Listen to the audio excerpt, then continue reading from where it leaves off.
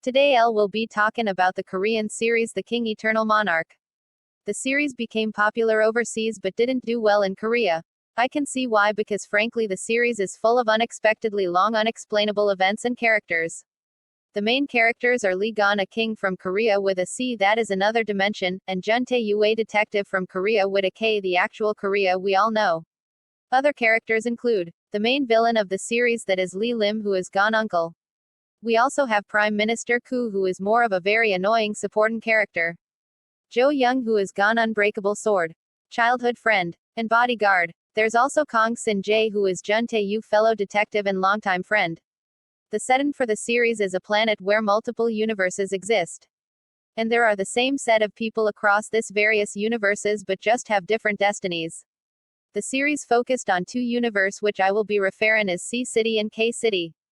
The opening scene of the series is a museum in C City, where we see Gon father trying to store a magical flute in a museum but was sabotaged by his evil stepbrother, who clearly doesn't like the fact that he is not the reigning king. The king was killed in the process. That was also where we see little Gon come out of his room, I guess, and just walks into the museum while the coup was going on, and witnessed his uncle treason. He then angrily picked up a sword that was as tall as him, and tried to slash his uncle, but in the process splitted the flute his uncle was holding into half, and was able to keep the other half, because his uncle had to run away cause a man in black sabotaged the mission, saving little Gon from his uncle and also leaving behind a very important ID card, which happened to be Jun Tae-yu police ID card from 2019. Basically the ID card was from the future. Lee Lim, who was with the other half of the flute, was able to escape and discover a door that could take him to another universe, which turned out to be K City. He ended up killing his counterpart that was crippled in K City, including the counterparts of Gon family except for Gon's mother counterpart, who was still alive in K City but was already dead in C City. And I honestly don't know why he didn't kill her. He later on sent the body of his counterpart to C City to make it seem like he was dead. But those in the royal family knew it wasn't him because they carried out an autopsy, but lied to everyone including Gon that it was his body. 25 years later we see Gon, who is now the king of C City, and his childhood friend slash bodyguard, Jo Young. We discover that Gon still keeps the ID card of Jun Tae-yu.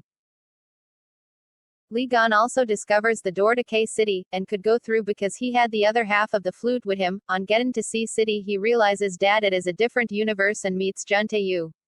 He was not so surprised because he kind of suspected the chances of a multiple universes because he is good in maths. Through the rest of the series we see Lee Gon trying to look for his uncle because he became aware of the fact that one of each persons exist in various universes. The chemistry between the main characters was very cliché and almost boring. It was one of those relationships where you don't really know when they were even starting to like each other, because it seems like Lee Gon has been crushing on her since he was a child. There was also supposed to be a bromance between Jo Young and his counterpart Jo Eun-sup, who was Jun Tae-yu's friend, but it was not sold properly. And it just felt weird watching them hug in the end. Jun Tae-yu also had a secret admirer who was her close friend, Sin Jae, but honestly didn't think he liked her until a very awkward confession at the end. There was this moment in the first episode where he was giving her this weird look because she leaned into him, and that could have easily been taken as him being disgusted by her colon. I felt he had somewhat of a chemistry with his psychiatrist, but they just let the spark die. There was a lot of unexplainable scenes, like when I wasn't sure if she was seeing him in her imagination or it was real, and unnecessary characters like a pregnant woman, and a kid with a yo-yo who was supposed to be all-knowing but seemed pretty dumb to me. Honestly the series was a stretch. It could have been 16 episodes instead of 32, and I really didn't understand what the uncle wanted until the end of the series. Even the prime minister wasn't so relevant. She was just power-hungry and very irrelevant. And they were a lot of unclosed cases like what happened to the prime minister at the end.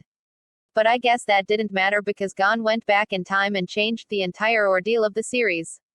The ending basically discredited everything that happened in 30 episodes, because all the characters in C City had an entirely new life because the past was altered. I don't even know if I should call the end a happy ending because they just became time travelers and never settled down. So they will keep traveling until they grow old. So what happens when he needs the heir to the throne? Because people don't even know she exists in C City. Because even up till the end he was trying to hide her face from CCTV. The series was okay. It was low-key stressful trying to figure out who was who. So this series will be ranked in the series one wouldn't watch again. So guys, that's all for today. Don't forget to hit that like button and subscribe. Hit that subscribe button and comment down below, and I will give you a shout out in my next video. Comment down below what Korean series or movies you'll love to see me review. Have a wonderful day.